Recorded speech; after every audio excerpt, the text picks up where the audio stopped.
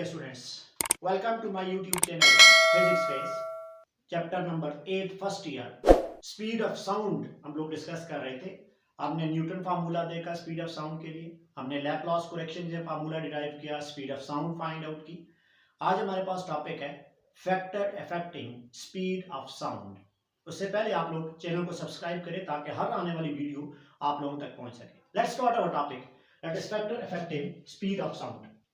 अच्छा, आप लोगों ने पढ़ा था साउंड एक लॉन्गिट्यूडनल वेव है और लॉन्गिट्यूडनल वेव के लिए आप लोगों ने क्या फॉर्मूला लिखा था स्पीड का, स्पीड ऑफ लॉन्गिट्यूडनल वेव ये E modulus of elasticity divide by आप लोगों के पास क्या होता है डेंसिटी होती है। अब लॉन्गिट्यूडनल वेव के लिए अगर ये रिलेशन है तो यही रिलेशन स्पीड ऑफ साउंड के लिए होगी। हाँ, जब हम लोग प्रेशर टेम्परेचर की बात करेंगे थोड़ा इसको हम लोग और जनरलाइज करेंगे, लेकिन अभी तक आप लोगों के लिए जो हम लोग पहले दो फैक्टर में डिस्कस करूंगा उसमें आप लोग यही चीज देखें, यही आप लोगों के पास रिलेशन है उसमें लगेगी। तो सबसे पहला फैक्टर हम लोग डिस्कस करते हैं डेंसिटी को, मतलब मैं फैक्टर नंबर कौन सा डिस्कस कर रहा हूं 1 को। और पहला फैक्टर मेरे पास क्या है, पहला फैक्टर है मेरे पास डेंसिटी ऑफ मीडियम या मटेरियल। आप लोग सबसे पहले किसकी बात कर रहे हो, डेंसिटी की बात कर रहे हो, मतलब ये रो की बात कर रहे हो। तो याद रखें जब आप लोगों के पास डेंसिटी और स्पीड का रिलेशन देखेंगे तो इलास्टिक मॉडुलस कांस्टेंट रखनी पड़ेगी। मतलब जो आपके पास स्पीड ऑफ साउंड वेव है ये इनवर्सली प्रोपोर्शनल है to the under root of क्या हो जाएगा डेंसिटी। कब, इफ आप लोगों के पास इलास्टिसिटी मटेरियल की क्या हो, इफ ई आप लोगों के पास क्या हो कांस्टेंट हो। ये बात आप लोगों ने बहुत बारीकी से देखनी है।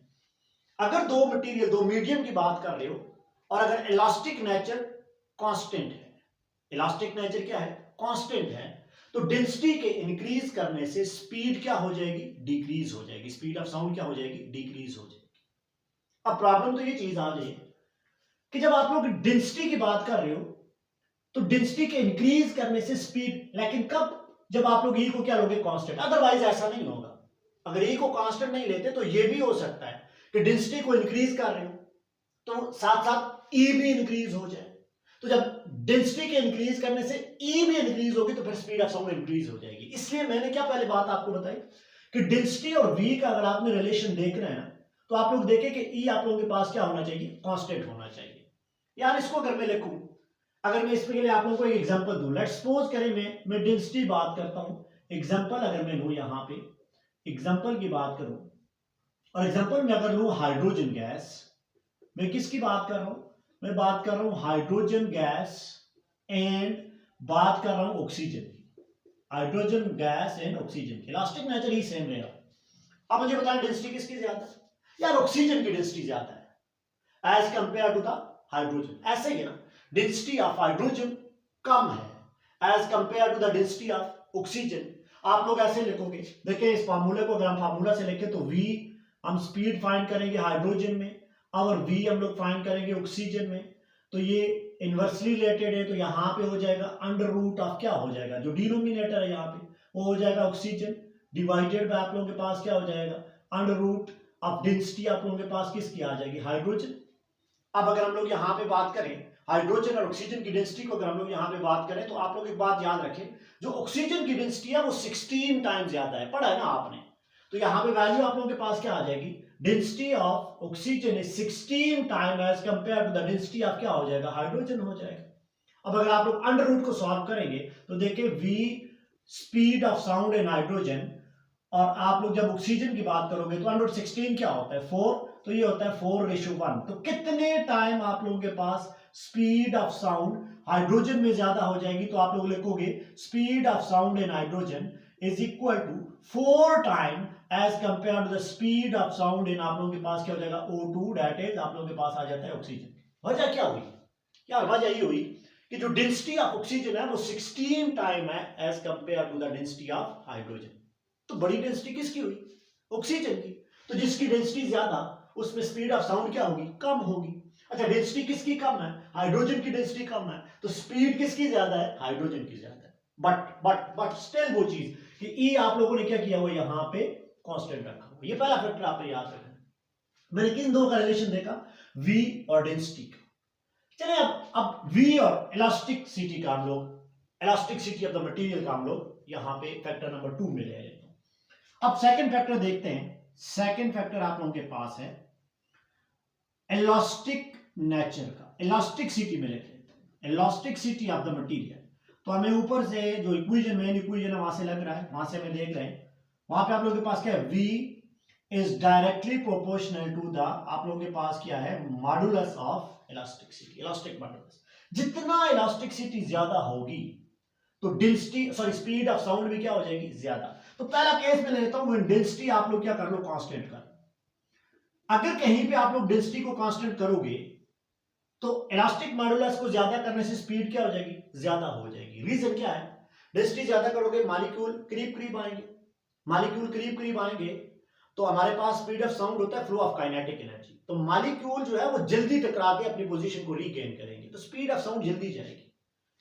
Whenever E is increase, आप लोग सॉलिड की बात करोगे तो ये E मैंने बताया था, ये E क्या हो सकता है, ये आपके पास यंग मॉडुलस हो सकता है, ये बल्क मॉडुलस हो सकता है। इसी तरीके से आप लोगों के पास जब आप लिक्विड या गैस की बात करोगे तो सिर्फ आप लोग बल्क मॉडुलस की बात करोगे, और सॉलिड में शेयर हो सकता है, बल्क हो सकता है, कुछ भी है। बट जब इलास्टिक नेचर इंक्रीज होगी किसी मटेरियल की, डेंसिटी को कांस्टेंट रख रहे हो, तो स्पीड क्या हो जाएगी, इंक्रीज हो जाएगी। तो आप लोगों का यहाँ पे जो फार्मूला बनेगा वो क्या बनेगा, फार्मूला बनेगा V1। अगर आपके पास दो ऐसे मटेरियल की बात करेगा तो आप लोगों के पास डायरेक्ट रिलेशन है, तो ये आप लोगों के पास हो जाएगा E1, अगर आप लोगों के पास क्या हो जाएगा E2, when density of the material is kept constant. चलिए ये केस भी आसान था। पहले केस में क्या है, इलास्टिक नेचर सेम रखे, डेंसिटी के इनवर्स रिलेशन है। दूसरे में आप लोगों ने क्या रखा, आपने डेंसिटी को कांस्टेंट रखा, तो डायरेक्टली रिलेटेड है with elastic nature of the material या मीडियम की आप लोग बात करते हैं। लेकिन यार अब अगर आप लोग देखें, मैं अगर यहां पे तीसरे फैक्टर में डेंसिटी को कांस्टेंट नहीं रख रहा, मैं क्या कर रहा हूं, यहां पे तो मैंने लिखा है डेंसिटी को कांस्टेंट नहीं रख रहा, यहां पे तो कांस्टेंट है, तो फिर क्या होगा, अगर डेंसिटी कांस्टेंट नहीं है ना, तब भी यही रिलेशन वैलिड है। If density is not constant, यहां पे डेंसिटी कांस्टेंट की है तो ठीक है ना, तो आप लोग यहां पे लिख लो कि अगर डेंसिटी ना कांस्टेंट हो, इफ डेंसिटी ये नहीं कांस्टेंट नहीं है, नॉट कांस्टेंट, डेंसिटी भी वैरी कर रही है, तो फिर भी आप लोग याद रखें V आप लोगों का किससे देखोगे, इलास्टिक मॉडुलस से देखोगे। मतलब आपको दो वैल्यूज गिवन हो दोनों मटेरियल की, डेंसिटी भी गिवन हो और इलास्टिक नेचर भी गिवन हो, तो याद रखें इलास्टिक नेचर बहुत इफेक्टिव होती है। हम लोग डेंसिटी को स्किप करेंगे, उसको इग्नोर करेंगे, तो हम लोग देखेंगे किसकी इलास्टिक नेचर ज्यादा है। यार सिंपल सी बात है, आप लोग तीन डिफरेंट मटेरियल ले लें, सॉलिड लिया, आप लोग क्या ले लें, गैस को ले लें, गैसेस को, और दिन आप लोग किसको ले लें, लिक्विड्स को ले लें। सॉलिड, गैस एंड लिक्विड, ये सॉलिड लिक्विड गैस कर लेते हैं, इसको चेंज कर लें, सॉलिड लिक्विड एंड गैस कर लें, ताकि आप लोग को आसानी के साथ ये चीज जो है वो क्लियर हो जाए। सॉलिड, यहां पे आप लोग क्या ले लो, यहां पे आप लोग ले लो लिक्विड्स, और यहां पे आप लोग क्या ले लो, गैस। अच्छा पहले डेंसिटी देखते हैं, डेंसिटी देखो अगर, तो आप डेंसिटी सबसे ज्यादा किसकी होगी, डेंसिटी सॉलिड की डेंसिटी क्या होती है, मैक्सिमम। लिक्विड की सॉलिड से ज्यादा होती है, तो मैं लिखता हूं मीडियम रेंज में होती है। मीडियम का यहां पे क्या मतलब है, सॉलिड से कम है लेकिन गैसेस से ज्यादा है, तो गैसेस की डेंसिटी क्या हो जाएगी, मिनिमम हो जाएगी। अब अगर मैं यहां पे सिर्फ डेंसिटी को देखूं ना, डेंसिटी को, तो जिसकी डेंसिटी, सिर्फ मैं डेंसिटी को अगर देखूं, जिसकी डेंसिटी ज्यादा उसमें स्पीड ऑफ साउंड क्या होनी चाहिए, कम होनी चाहिए। इस पैरो को देख के, इस रो को देख के मुझे ये चीज लगती है कि सॉलिड की डेंसिटी मैक्सिमम है तो स्पीड कम होगी, लेकिन ऐसा है नहीं, क्योंकि अब आप लोगों ने डेंसिटी देखी है तो साथ साथ ये भी देखें, जब मॉलिक्यूल ऑफ सॉलिड करीब आएंगे तो इलास्टिक नेचर क्या होगी, ज्यादा हो जाएगी। तो आप लोग यहां पे इलास्टिक नेचर भी देखोगे, तो आप लोग जब इलास्टिक नेचर को देख रहे होते हो तो ये वाले फैक्टर आप लोग फिर भूल जाते हो, सिर्फ देखे इलास्टिक नेचर किसकी मैक्सिमम है। तो इलास्टिक नेचर मैक्सिमम किसकी होती है, सॉलिड की, मीडियम रेंज में किसकी होती है, लिक्विड की, और सबसे मिनिमम किसकी होती है, गैस की।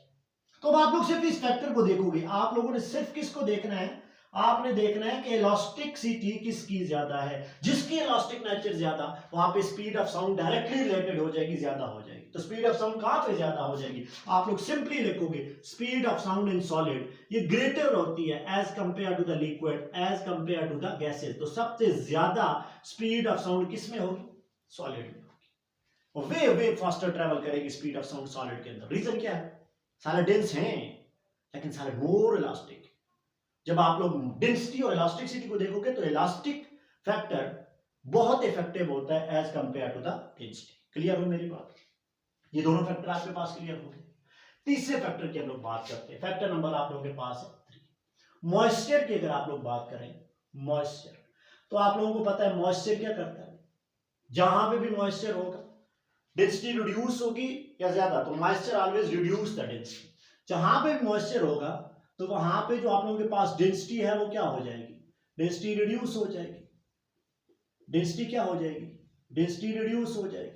डेंसिटी रिड्यूस होगी तो स्पीड ऑफ साउंड आप लोगों के पास क्या हो जाएगी? वो इंक्रीज हो जाएगी। तो आप लोग लिख सकते हो जो वी ऑफ मॉइस्चर है वेट एयर के अंदर जो आप लोगों के पास स्पीड होगी वो ग्रेटर होगी as compare to the dry air. Depend करेगा साथ साथ टेम्परेचर के ऊपर भी। तो मॉइस्ट एयर के अंदर स्पीड ऑफ साउंड ज्यादा जाती है as compare to the dry air. तो ये तो यहां से भी पता है। अब मॉइस्चर का मतलब है लिक्विड, ड्राई का मतलब है गैसेस। तो यहां जब लिक्विड की बात करते हो तो लिक्विड की स्टेट को देखो तो इलास्टिक नेचर इसकी ज्यादा होगी ना। तो हमने यहां पे पढ़ा हुआ है स्पीड ऑफ साउंड लिक्विड और गैस में किस में ज्यादा है? लिक्विड में ज्यादा है। तो मॉइस्चर लिक्विड के एक फॉर्म आ जाती है ना, वाटर के ड्रॉपलेट्स होते हैं, मॉलिक्यूल्स होते हैं। तो यहां पे स्पीड ऑफ साउंड ज्यादा होगी as compare to dry air. So moisture increase the speed of sound as compare to dry air. Next आप लोगों के पास है जो फैक्टर है, फैक्टर नंबर 4, डिपेंड करता है प्रेशर। अब देखते हैं कि प्रेशर के साथ स्पीड ऑफ साउंड आप लोगों के पास कैसे जो है वो इफेक्ट होती है। चलिए पहले हम लोग एक रिलेशन को लिखते हैं। रिलेशन आप लोगों के पास क्या है? मेन रिलेशन आप लोगों के पास प्रेशर की क्या है? प्रेशर के लिए आप लोग V की वैल्यू आप लोग क्या लिखते होते थे? आपने लिखा था V equal to E divided by density, जिसको लैप्लास के फार्मूले से आप लोग कैसे लिखते होते थे? गेमा time of P divided by आप लोगों के पास क्या होता था? डेंसिटी होती थी। Let this equation is your equation number क्या है? 1 है। अब आप लोग अगर आइडियल गैस की बात करो तो आइडियल गैस में फार्मूला क्या होता था? PV equal to N time of RT। अगर N आपके पास 1 मोल है, N आपके पास सपोज करें 1 मोल ले रहे हो, तो यहां से आप लोग देखें तो P की वैल्यू PV किसके बराबर आ जाएगा? PV इक्वल टू RT के बराबर आ जाएगा। और अगर यहां से मैं V की वैल्यू निकालूं तो ये आ जाएगा RT बाय मेरे पास क्या आ जाएगा? P आ जाएगा। क्लियर आ रही है मेरी बात? अब अगर आप लोग डेंसिटी देखें तो डेंसिटी क्या होती है? एज डेंसिटी इज, आप लोगों को पता है डेंसिटी होता है मास पर यूनिट क्या होता है? वॉल्यूम। अब आप लोग यहाँ पे V की वैल्यू अगर लिखें तो ये हो जाएगा मास पर यूनिट, ये हो जाएगा RT बाय P, ये ऊपर चला जाएगा तो ये वैल्यू हो जाएगा PM डिवाइडेड बाय क्या हो जाएगा? RT। ये डेंसिटी की वैल्यू है। इसको उठा के इक्वेशन नंबर 1 में अगर आप लोग पुट करें, पुट इन इक्वेशन कौन सी है? इक्वेशन नंबर 1, ये वाली इक्वेशन जो मेन इक्वेशन थी जिसपे आप लोगों ने काम किया, ये वाली इक्वेशन नंबर 1 थी। तो इसमें जरा पुट करें तो आप लोगों के पास क्या आ जाएगा? देखें वैल्यू आ जाएगी V equal to gamma time of, आप लोगों के पास क्या आ जाएगा? गेमा N2 आप लोगों के पास क्या है? गेमा इंटू P। डेंसिटी की वैल्यू क्या पुट करेंगे? डिवाइडेड बाय ये वैल्यू आप लोग पुट करोगे PM डिवाइडेड बाय RT। इसको अगर आप लोग सॉल्व करें फर्दर तो ये ऊपर मल्टीप्लाई हो जाएगा। देखिए तो ये हो जाएगा गेमा PRT डिवाइडेड बाय PM। तो P से क्या हुआ? कैंसिल हो गया। तो स्पीड ऑफ साउंड का फार्मूला क्या आ गया? फार्मूला आ गया V इक्वल टू, आप लोगों के पास आ जाएगा अंडर रूट गेमा time of RT divided by आप लोगों के पास क्या आ जाएगा? M। यहां पे देखिए कहीं पे प्रेशर वाला फैक्टर नहीं है, तो speed of sound is independent upon the pressure. यार कहीं पे तो है ही नहीं ना प्रेशर। जब हमने फर्दर सॉल्व किया तो प्रेशर तो आ ही नहीं रहा। इसका मतलब है जो स्पीड ऑफ साउंड है, V of sound is independent, ये क्या है? Is independent upon pressure. यार प्रेशर को इंक्रीज करो डिक्रीज करो, स्पीड ऑफ साउंड पे उसका कोई इफेक्ट नहीं होगा। क्लियर हुई मेरी बात? अब ये फार्मूला आप लोग देख, V equal to gamma time, गेमा एयर का था, आपने देख रहे हैं मोनो है, डाई है, पोली है। R आइडियल गैस कांस्टेंट 8.31 इसकी वैल्यू होती है। T is temperature, and M आप लोगों के पास क्या मास है? मॉलिक्यूलर मास है। सो V is independent upon the pressure. तो प्रेशर के इंक्रीज या डिक्रीज करने से V पे कोई फर्क नहीं पड़ेगा। फैक्टर नंबर 5 देख रहे हैं। नेक्स्ट फैक्टर आप लोग देखो, that is factor number 5, temperature की बात आप लोग करें। तो जब आप लोग टेम्परेचर की बात करोगे, आप लोग बात करोगे टेम्परेचर की। Next factor is temperature. Factor number 5 आप लोगों के पास क्या है? टेम्परेचर। टेम्परेचर के साथ हम लोग रिलेशन जो है वो यहां पे देख रहे होते हैं। जब टेम्परेचर की बात करते हो ना, तो हमारा जो फार्मूला है वो क्या आ रहा है? फार्मूला हमारे पास देखें, इस फार्मूले से देखें तो फार्मूला क्या है? V equal to gamma time of R T by M. मतलब हमें पता है कि V is directly proportional to the under root of टी। टेम्परेचर के इंक्रीज करने से स्पीड इंक्रीज होगी। अगर आप लोग सॉलिड्स और लिक्विड्स की बात करें तो यार टेम्परेचर के इंक्रीज करने से जो स्पीड इंक्रीज होती है थोड़ी बहुत होती है, इग्नोर कर दो। सॉलिड लिक्विड टेम्परेचर इंक्रीज करने से स्पीड में जो चेंज आता है ना, इतना नहीं आता, तो इग्नोर कर दो। इसका मतलब है जब आप लोग गैसेस की बात करोगे, किसकी बात कर रहे हो? गैसेस की, तो फिर आप लोगों के पास इफेक्टिव चेंज आ जाएगा। V is directly proportional to the T, और ये चेंज जो होगा ये इफेक्टिव होगा। और इसी को हम लोग अभी देखेंगे कि टेम्परेचर के साथ इसका क्या रिलेशन है। क्लियर हुई मेरी बात? टेम्परेचर के इंक्रीज करने से V क्या हो जाएगी? इंक्रीज हो जाएगी। चलिए हम लोग इसको फर्दर डिस्कस करते हैं। लेट करें आप लोगों के पास, लेट V नॉट आप लोगों के पास स्पीड ऑफ साउंड है एट टेम्परेचर, जब टेम्परेचर आप लोगों के पास क्या है? T नॉट है। इट्स स्पीड बिकम, मैं यहां पे लिखता हूं बिकम V, जब टेम्परेचर क्या बन जाता है? T बन जाता है। लेकिन ये चीज है, V नॉट हमारे पास टेम्परेचर है कहां पे? T नॉट पे। और आप लोग यहां पे याद रखें, जो यहां पे हमारे पास T नॉट है, तो T नॉट की वैल्यू पर आप लोगों के पास क्या हो जाएगी? ये आप लोगों के पास आ जाएगी 273 केल्विन, 0 डिग्री सेंटीग्रेड पे। और जब आप लोग इंक्रीज करोगे तो इंक्रीज वाली वैल्यू आप लोगों के पास कैसे लिखोगे? इंक्रीज वाली वैल्यू लिखोगे कि 273 से कुछ टेम्परेचर आपका क्या हुआ? इंक्रीज हो गया। ये चीज आप लोगों को नजर में याद रखनी है। तो अब जरा फार्मूला अप्लाई करें, तो फार्मूला कैसे लिखोगे? फार्मूला आप लोगों के पास आ जाएगा then V over V not, अगर दोनों को आप लोग डिवाइड करें तो वैल्यू क्या आ जाएगी? वैल्यू आ जाएगी अंडर रूट ऑफ, यहां पे क्या हो जाएगा? T divided by under root of क्या हो जाएगा? T not. ऐसे ही है। अब जरा वैल्यू आप लोग पुट करें तो ये वैल्यू क्या आ जाएगी? V divided by V not equal to under root of T। तो अंडर रूट ऑफ T आप लोगों के पास क्या है? T इक्वल टू आप लोगों के पास आ जाएगा T डिग्री सेंटीग्रेड प्लस आप लोगों के पास है 273 divided by under root of आप लोगों के पास क्या आ जाएगा? 273 आप लोगों के पास आ जाएगा कैन, तो यूनिट कैंसिल हो जाएगी, जिसको मैं ऐसे लिख सकता हूं अंडर रूट ऑफ, एक अंडर रूट ले लें T डिग्री सेंटीग्रेड प्लस 273, और यहां पे आप लोगों के पास डिवाइडेड बाय क्या आ जाएगा? डिवाइडेड बाय आप लोगों के पास आ जाएगा 273। अंडर रूट की वैल्यू को अगर आप लोग सॉल्व करें V बाय V नॉट, तो ये वैल्यू आ जाएगी T degree centigrade plus 273 divided by 273 whole power आप लोगों के पास क्या आ जाएगी? 1/2। तो जब आप लोग इसको सॉल्व आउट करेंगे तो यहां पे वैल्यू देखें आप लोगों के पास क्या आ जाएगी? 1/2 को जब आप लोग सॉल्व करेंगे तो ये 2 कैंसिल हो जाएगा, 1 प्लस आप लोगों के पास आ जाएगा T degree centigrade divided by आप लोगों के पास 273 मल्टीप्लाई बाय 2, तो ये वैल्यू आप लोगों के पास कितनी आ रही है? ये वैल्यू आप लोगों के पास आ रही है 546 आप लोगों के पास वैल्यू आ रही है।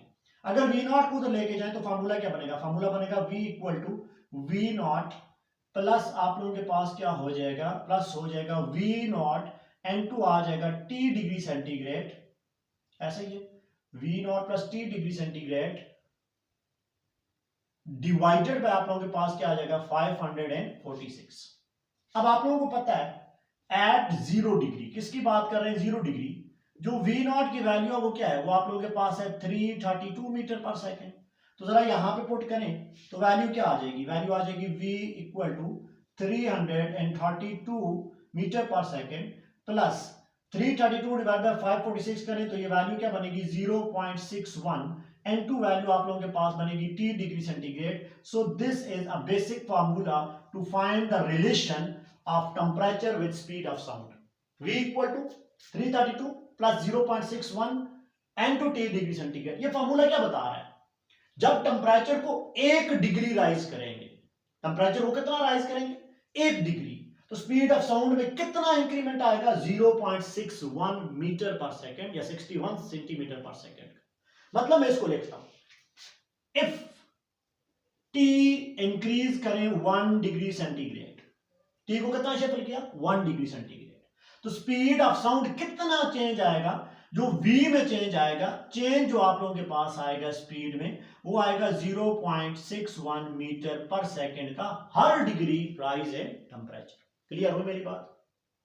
अब अगर मैं यहां पे बात करूं ना 0 डिग्री सेंटीग्रेड, तो 0 डिग्री सेंटीग्रेड पे ये वैल्यू क्या बनेगी? 332 बनेगी। अगर मैं रूम टेम्परेचर की बात करूं 20 डिग्री सेंटीग्रेड पे बात करूं, तो आप लोग क्या करोगे? 0.61 इसको मल्टीप्लाई किससे करोगे? 20 से, तो ये राउंड अबाउट 343 के वैल्यू बराबर आ जाएगी। अब रूम टेम्परेचर या फिर आप जैसे जैसे टेम्परेचर को चेंज कर रहे हो, लेट करें -19 की वो बात करें, तो -19 यहां पे पुट कर लें। आप लोगों के पास ये बेसिक फार्मूले में उस वैल्यू को माइनस करेंगे तो आप लोगों के पास speed of sound at that respective temperature आ जाएगी। But this formula shows the speed of sound हर डिग्री राइज इन टेम्परेचर में कितना इंक्रीज होती है? 0.61 मीटर पर सेकेंड आप लोगों के पास क्या होती है? इंक्रीज होती है। इसको नोट करें। इसके मैं 2 एमसीक्यूज आप लोगों को करवाता हूं, काइंडली इसको आप लोग जो है वो नोट कर लें, फिर हम लोग एक और फैक्टर को देखेंगे। इसका स्क्रीनशॉट ले लें, फिर हम लोग इसके एमसीक्यूज करते हैं। अच्छा देखिए जी, हमारे पास एक एमसीक्यूज है, इसको हम लोग सॉल्व आउट करते हैं। क्या है? Temperature at which speed of sound in air become double of its value at 0 degree centigrade. 0 degree centigrade से आप वो वाला टेम्परेचर फाइंड करें जब speed of sound in air double हो जाए। मतलब ये क्या कह रहा है? मतलब ये कह रहा है कि हमें पता है कि जो स्पीड ऑफ साउंड है वो डायरेक्टली प्रोपोर्शनल टू द क्या है? टेम्परेचर है, अंडर रूट ऑफ टी है। तो आप लोग इसको जब भी सॉल्व करें तो आप लोग यहां पे 2 स्पीड ले लें। मतलब वो एक स्पीड ले रहा है जिसको v कह रहा है, और एक स्पीड कह रहा है जिसमें वो उस स्पीड को v से डबल ले रहा है। तो अब आप लोग यहां पे क्या करेंगे? आप फॉर्मूला लिख लेंगे v1, अगर आप लोगों के पास क्या हो जाएगा? v2 is equal to under root of आप लोगों के पास क्या हो जाएगा? t1, और अंडर रूट ऑफ आप लोगों के पास क्या हो जाएगा? t2 आप लोगों के पास हो जाएगा। अब अगर इस टेम्परेचर को हम लोगों के अंडर रूट से खत्म करना है तो आप लोग स्क्वायर ले लें, तो ये वैल्यू क्या बनेगी? देखिए ये वैल्यू बनेगी v1 का स्क्वायर, और आप लोगों के पास क्या बनेगा? देखिए v2 है 2 टाइम ऑफ v1, डबल देना फिर वैल्यू एट 0 डिग्री सेंटीग्रेड। तो इसका मतलब है जो v2 है वो 2 टाइम ऑफ v1 का क्या है? ये आप लोगों के पास स्क्वायर है, इज इक्वल टू आप लोगों के पास हो जाएगा t1, और आप लोगों के पास क्या हो जाएगा? t2। अब आप लोग अगर इसको सॉल्व करें तो ये वैल्यू हो जाएगी, देखिए v1 स्क्वायर से कैंसिल हो जाएगा, यहां पे वैल्यू बनेगी 1/4 इज इक्वल टू, अब आप लोग देखिए t1 आप लोगों के पास क्या था? t1 तो आप लोगों के पास था 0 + 0 डिग्री सेंटीग्रेड की बात कर रहा है, तो जब आप लोग इसको केल्विन में करेंगे तो 273। अब आप लोगों के पास क्या आ जाएगा? t2 तो हमने फाइंड करना है, तो आप लोग सिंपली क्या करें? यहां से क्रॉस मल्टीप्लाई करें, तो t2 की वैल्यू आप लोगों के पास क्या आ जाएगी? t2 की वैल्यू आप लोगों के पास आ जाएगी 273, मल्टीप्लाई विद आप लोग 4 करेंगे तो ये वैल्यू आप लोगों के पास आ जाएगी 1092 केल्विन। सेंटीग्रेड में जब आप लोग करेंगे तो 1092 माइनस आप लोग कर लें 273, तो ये वैल्यू आप लोगों के पास क्या आ रही है? 819 डिग्री सेंटीग्रेड। सो आप लोगों के पास इसका ऑप्शन नंबर कौन सा हो जाएगा? ऑप्शन नंबर ए आप लोगों का यहाँ पे करेक्ट ऑप्शन है। क्लियर हुई मेरी बात? इसी तरीके से अगर वो आप लोगों को बात करें, बार दफा क्वेश्चन आता होता है कि यहां पे 0 डिग्री ना गिवन हो, यहां पे गिवन हो आप लोगों के पास क्या है? 27 डिग्री। लेट करें क्या गिवन है? 27। तो यहां पे जो 0 आपने ऐड किया है ना, तो इसमें 27 ऐड कर लें। देखिए ना यहां पे 0, तो बाकी फार्मूला डबल वाला यही हो जाएगा। तो आप लोग फिर इसको कैसे करेंगे? फिर जो उसका ऑप्शन होगा 1/4, बाकी सब कुछ यही काम करना है, is equal to 27 + 273 divided by t2 हो जाएगा। ये वैल्यू हो जाएगी 1/4, यहां पे वैल्यू हो जाएगी 300 डिवाइड बाय t2, तो t2 की वैल्यू कितनी आ जाएगी? ये आ जाएगी 1200 केल्विन, जिसको आप लोग यहां पे सॉल्व आउट करेंगे तो -273 करेंगे तो आप लोगों के पास आ जाएगा 927 डिग्री सेंटीग्रेड। तो ये दूसरा एमसीक्यूज भी आप लोगों का, अगर यहाँ पे 27 हो तो आप लोग इसको इजिली जो है वो सॉल्व आउट यहाँ पे कर सकते हो। इस तरह के कुछ एमसीक्यूज आपके आ रहे होते हैं जब आप लोग टेम्परेचर की बात कर रहे होते हो।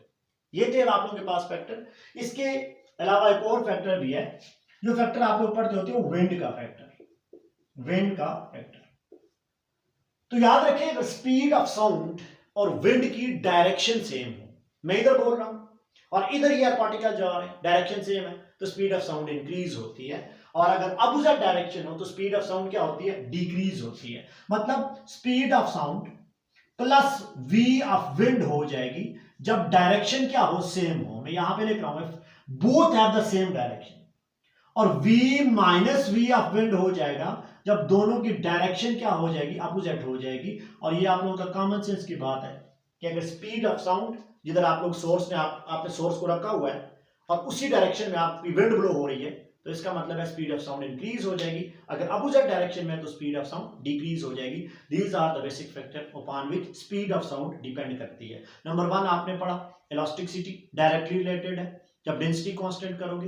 दूसरा आप लोगों ने पढ़ा डेंसिटी इलास्टिक नेचर कांस्टेंट करोगे तो इनवर्सली रिलेटेड हो जाएगी। तीसरा आप लोगों ने वहां पे पढ़ा प्रेशर, कोई इफेक्ट नहीं है। टेम्परेचर की बात करोगे तो जितना टेम्परेचर ज्यादा होगा, हर डिग्री राइज इन टेम्परेचर के लिए speed of sound will increase by 0.61 degree centigrade. And wind का आप लोगों ने पढ़ा, इसको थोड़ा सा आप लोग खुद से भी इसको अटेम्प्ट करें, इसके स्क्रीनशॉट लें, उस पर खुद थोड़ा सा टाइम दें। उम्मीद है आपको समझ आई होगी। Thank you, Allah Hafiz.